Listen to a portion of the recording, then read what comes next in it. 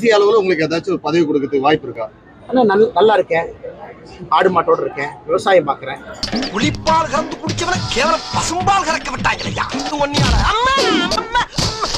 இந்த மாதிரி நேரம் கிடைச்சா கோயிலுக்கு வர்றேன், ரமணாசிரத்துக்கு தியானம் பண்ண வர்றேன்.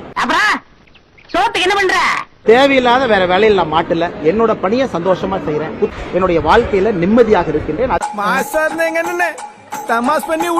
காலையில எந்திரிச்சோமா, பாலை கறந்தோமா, பச்சை பில்லு போட்டோமா, டைமுக்கு தண்ணி வச்சோமா. இந்த வாழ்க்கை தான் எங்களுக்கு ரொம்ப பிடிச்சிருக்கு. காத்து, இயற்கை, சந்தோஷமான குடும்பம். இதுக்கு மேல என்னங்க? நல்லா இருக்கேன், ஆடு மாட்டோடு இருக்கேன், விவசாயம் பார்க்குறேன். இந்த மாதிரி நேரம் கிடைச்சா கோயிலுக்கு வர்றேன், ரமணாசிரத்துக்கு தியானம் பண்ண வர்றேன், என்னுடைய வாழ்க்கையில நிம்மதியாக இருக்கின்றேன். அதே நேரத்தில் தேவையில்லாத வேற வேலையில் நான் மாட்டல, என்னோட பணியை சந்தோஷமா செய்யறேன். இது எனக்கு சிறப்பா தோணுதுங்கன்னா இதுலயே பயணிக்க வேண்டும் என்று விரும்புகின்றேன். நலம் அன்புடன் பிஜேபியில் இருந்து யாராவது மேல அதிகாரி ஊமத்துல எங்க இருக்கா? ஒரு கலவரத்தை வித்தியாசமா அடக்க போயிருக்காரு சொல்லு. ஆடு மாடு வளர்த்துருக்கேன், எனக்கு ஆடுனா ரொம்ப பிடிக்கும்.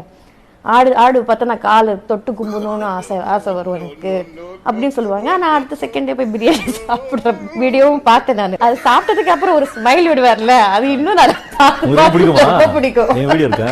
ஆடு இல்லைன்னா ஆட்டின் மீது ஒரு மிகப்பெரிய மரியாதை, அதை பார்த்து எனக்கு கும்பிடணும்னு தான் தோணும். ஆடு கும்பணும்னு தோணும். என்ன மனுஷன்? செம்மறியாடே செம்மறியாடே என்னங்க ஆடு சரி ஆடு சாப்பிடுது, ஆடு சாப்பிட்டாரு அவர் ஆடு சாப்பிடுறாரு. செய்வது சரியா சொல்.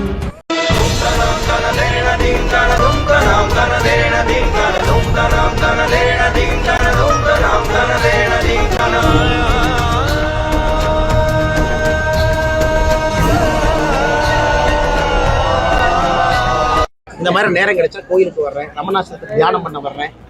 இந்தியா முழுவதும் உலகம் முழுவதும் சுற்றுவதற்கு ஒரு வாய்ப்பு. ஏன்டா கண்ணு கலங்குது? சரி சரி, கட்சி சொல்ற பணி அங்கங்க செய்யறேன். எனக்கு இந்த பேர்டன் ஆஃப் லீடர்ஷிப், இங்க போகணும் அங்க போகணும், தலைவராக இங்க இருக்கணும் அங்க இருக்கணும் எல்லாம் தவிர்த்து என்னுடைய வாழ்க்கையில நிம்மதியாக இருக்கின்றேன். துக்கம் தொண்டை அடிச்சு பஸ்ட் அவுட் ஆகி வெளியே வருது. வெளியில வந்துருச்சுல, விஷயத்தை சொல்லு கேளுங்க. கடவுள் நல்லவங்களை தான் சோதிப்பாரு. அததான் நானும் கேக்குறேன். நான் அப்படி என்ன நல்லது செஞ்சுட்டேன்னு என்னை போட்டு இப்படி சோதிக்கிறாரு அந்த கடவுள். உண்மையை சொல்லிடுறேங்க. மக்கள் பணி இருக்கு, தேவையில்லாத வேற வேலையில் நான் மாட்டல, என்னோட பணியை சந்தோஷமா செய்யறேன். புத்தகம் படிப்பதற்கு நிறைய நேரம் கிடைக்குது. ஒரு கிக் இருக்கட்டுமே சொல்ல. ஆமா, அண்ணன் இது வரைக்கும் 20,000 புக்கு தான் படிச்சிருக்காரு. அது அப்படியே 2 லட்சம் புக்கா மாத்திரலாம்னு நினைக்கிறாரு போல. ராத்திரியில விளக்கு பிடிக்கிறவன நான் பாத்திருக்கேன், பகல்ல பல்ப பிடிக்கிறவன இப்பதான் பாக்குறேன். பூத் கமிட்டிக்கு பொறுப்பாளர்களை நியமிக்க முடியாமல் தாவேக மாவட்ட செயலாளர்கள் திணறுவதாக தகவல் கிடைக்க பெற்றிருக்கிறது. பெரும்பாலான தாவேக மாவட்ட செயலாளர்கள் பூத் கமிட்டிக்கு ஆள் தேடிக் கொண்டிருப்பதாகவும் தகவல் கிடைக்க பெற்றிருக்கிறது. அப்புறம் நான் ஆட்டத்தை ஆரம்பிக்க வேண்டியதானே? ஒரு டீமுக்கு 11 பேர் வேணும் ராஜேஸ்வரி சொல்லிருக்கா. நம்ம 2 பேர் தான் இருக்கோம், பாக்கி 9 பேருக்கு நம்ம எங்க போறது? நம்ம ஊர்ல இருக்கிறவங்க எல்லாம் நம்மளோட கேடு கட்ட முட்டாளா இருக்கான். நம்ம மீதி 9 பேரை சேர்த்து எப்படித்தான் ஆட்டத்துல ஜெயிக்க போறோம்னு தெரியலையே. அப்படி நான் ஒரு நல்ல ஐடியா, நாய் பிடிக்கிற வேற ஒண்ணு வாடகைக்கு எடுக்கிறோம். ஒரு 4 தெருவை 2 பேரும் சேர்ந்து லோலோன்னு சுத்துறோம். நறுக்கா 9 பேரை செலக்ட் பண்ணி தூக்குறோம், ஜெயிக்கிறோம். நீ சங்கம் வச்சிருக்க கூட பிரச்சனை இல்லடா, ஆனா கூட ஒண்ணு வச்சிருக்கிய. அவன் கிடக்குறான் பொடி பைய, நீ வாடி என் பீட்டி. என் பேச்ச மதிக்காம என்ன புறக்கணிச்சது எனக்கு அவமானமா இருக்கு. ஊரே என்ன பார்த்து சிரிக்கிறத நினைச்சா எனக்கு அவமானமா இருக்கு. இந்த பிஞ்சு போன பிரச்சனை வச்சு மூஞ்சிலாண்டா பெயிண்ட் அடிக்கிற. இதுக்கு அப்புறமும் இந்த கட்சி இருக்கிறது எனக்கு அவமானமா இருக்கு. அரசியல்ல இதெல்லாம் சாதாரணமாப்பா. பேசாம மட்டும் வாங்க கொஞ்ச நேரத்துக்கு. இந்த காலத்து பசங்கள்ட்ட பேசுறதே ஒரு பெரிய பிரச்சனையா பேசிட்டு இருக்காங்க. இன்னைக்கு நாங்கள் எல்லா கிட்டையும் போய் பேசணும், இன்னைக்கு பேசுறதுக்கு ஆள் இல்லாமல் தெரியுறாங்க. மனிதர்களுக்கு இடையே அந்த விசாரம் என்பது குழம்பாம வரீங்களா கொஞ்சம்? இந்த படத்தெல்லாம் பாத்தீங்கல்ல, எப்படி வாழ்ந்த மக்கள் நாம், இந்த மண்ணை ஆண்டவர்கள். இந்த திரும்ப சொல்லிக்கிட்டே இருப்பான், நாங்கெல்லாம் ஆண்ட பரம்பரை அப்படின்னு. ஆண்ட பரம்பரையெல்லாம் எதுவுமே கிடையாது. ஆண்ட பரம்பரைலாம் காணாமல் போயிட்டான். யார் இன்னைக்கு படித்து பதவியில் போய் உக்காடுறாங்களோ அவன் தான் ஆண்ட பரம்பரை. பதவியில் போய் உக்காந்தாதான் ஆண்ட பரம்பரை. என்னுடைய தாத்தா இந்த டிஸ்ட்ரிக்ட் கலெக்டர், என்னுடைய தாத்தா இந்த மாவட்டத்துக்கு எஸ்பி அப்படின்னு சொல்லிக்கிறது தான் இனிமேல் வந்து ஆண்ட பரம்பரையாக இருக்குமே ஒழிய வெறும் பழம்பெருமை பேசிக்கொண்டு யாரோ சம்பாதித்து வைத்த சொத்தை என்னதுன்னு சொல்லி கிளைம் பண்ணிக்கிறதெல்லாம் இன்னைக்கு பெருமையே கிடையாது. எனக்கு தெரிஞ்சது அவளுக்கும் தெரியும், சொல்லிக் கொடுத்துருக்கிறேன். அதனால அடுத்து கொண்டே ஜெயிப்பது. உனக்கு பேசவும் தெரியல, சரி பேசாம உட்கார்றானா கேட்கவும் மாட்டாங்கிற. போட எல்லாம் எனக்கு தெரியும். என்ன தெரியுமோ தற்பெருமையை தவிர கட்சியில தண்டத்துன்னு ஒருத்தான்.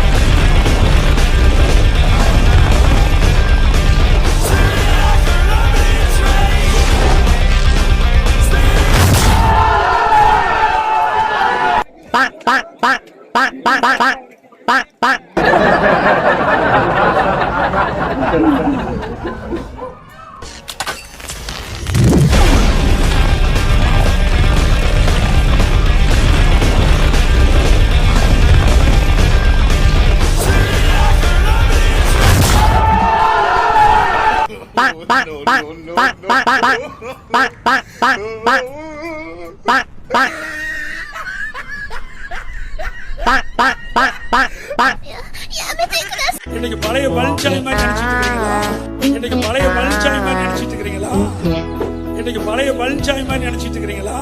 நம்முடைய மோடி எப்படிப்பட்ட மோடி என்பது இவர்களுக்கு தெரியாது. நீ எமனிடத்தை கேள். அது என்னடா எமா எமான்னு சொல்ல நான் பயந்துருவேனா? மோடி யார் என்று சொன்னால் எமனுக்கே டாட்டா காட்டக்கூடியவர் எங்களுடைய மோடி என்பது.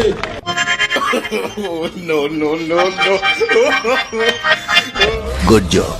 ஒரு மகுவா மைத்ராவை நீங்க பாத்துருக்கேன். 10 பேர் உள்ள இருந்து பாராளுமன்றத்தை கதறப்பதற விடல. நாங்க பிரபாகரன் பிள்ளை இல்ல. போடா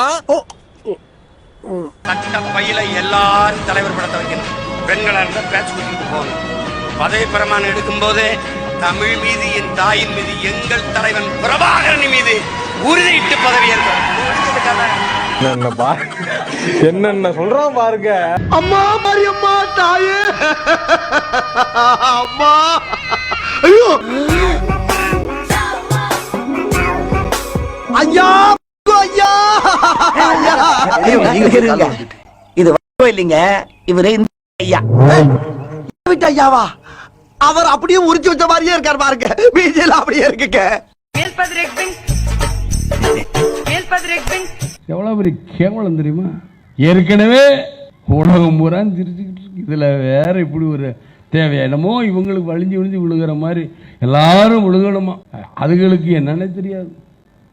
அதுகளுக்கு அதிமுக துண்டை கழுத்துல போட்டு விட்டு கத்துங்க கத்துங்க, இதான் கத்து கத்து கத்து கத்து. என்ன அம்மா அம்மா எனக்கு நல்லா வரும் வேண்டாம். இன்னைக்கு தமிழ்நாட்டு அரசியல்ல கட்சிகள் கூட்டம் சேர்க்கறதுக்கு எவ்வளவு சிரமப்படுறாங்க பாக்குறோம். ஒரு தன்னிழ்ச்சியா இப்போ பணங்களும் கொடுக்காம ஒரு கட்சிக்கு கூட்டம் வருமாயின் அது ஒரு முக்கியமான அழகு இல்ல. நாளைக்கு எங்க அண்ணன் தோனி இருக்காரு, MS தோனியா, சேப்பாக்கம் ட்ரிப்ளிகேட்ல நடக்க விடுவோம். விஜய் அவர்களும் போட்டோம், தோனிக்கு கூட கூட்டம் வரும். Brazil player, football player, legend பாக்குறதுக்கு 20,000 பேர் வந்தாங்க. இன்னைக்கு மேரடோனா மெட்ராஸ்க்கு வந்தாலும் கூட்டம் சேரும். எதுக்கு சொன்ன நல்ல எடுத்துக்காட்டு சொன்னேன். ஐயா ஐயா சாமி, என்னையா இதெல்லாம், என்ன இதெல்லாம் இப்படி புரிஞ்சுக்கங்களேன். ஒரே நேரத்துல விஜய் வந்து முதல்வர் ஸ்டாலின் அவர்களை வீழ்த்துறாரு, எதிர்க்கட்சி தலைவர் எடப்பாடி பழனிசாமி வீழ்த்துறாரு, அண்ணன் சீமானை வீழ்த்துறாரு. ஆக சிறந்த இந்த ஐடி ரைடு எல்லாம், இடி எல்லாம் வச்சு ரைடு நடத்தக்கூடிய பாஜக தலைமையில் இருக்க அமித்ஷா அவர்கள் 4 பேரும் ஒரே நேரத்தில் வீழ்த்துவாரு அப்படின்னு விஜய் கட்சியில் இருக்கவங்க நம்பலாம். ஒரு பத்திரிகையாளரா என்னால பார்க்க முடியல. ஒரு பிளேயர் எப்படிங்க ஒரே நேரத்தில் 4 பிளேயர் அடிக்க முடியும்? இவ்வளவு விஷயம் இருக்குது. இது வந்து ஷூட்டிங் கிடையாது. 2024 பிஜேபி எதிர்த்து பேசவே இல்லை. அவரு பாராளுமன்ற தேர்தலில் வாயை திறக்கல. ஓகே, அப்ப 2026 வரும்போது இப்ப பிரச்சாரமே பண்றாரு.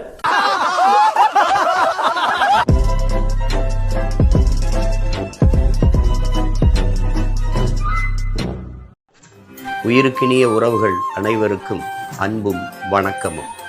எப்போதும் போல எம்மினச் சொந்தங்கள் உங்களுடைய நிதி உதவியில்தான் நாம் தமிழர் கட்சி இவ்வளவு தூரம் இளைப்பின்றி இயங்கி வந்திருக்கிறது. வலிமையாகவும் வளமையாகவும் எங்களோடு எம் மக்களே துணை நின்றிருக்கிறார்கள். இம்முறையும் திரள் நிதி திரட்சியின் மூலமாக உங்களால் இயன்ற நிதி பங்களிப்பை தந்து எங்களை வலிமைப்படுத்த வேண்டும் என்று அன்போடு வேண்டுகிறேன். நீங்கள் கொடுக்கும் இந்த வருமானம் காக்கும் இனமானம். துளி துளியாய் இணைவோம் பெரும் கடலான கனவோடு நாம் தமிழர். என்ன கிளம்பிட்டா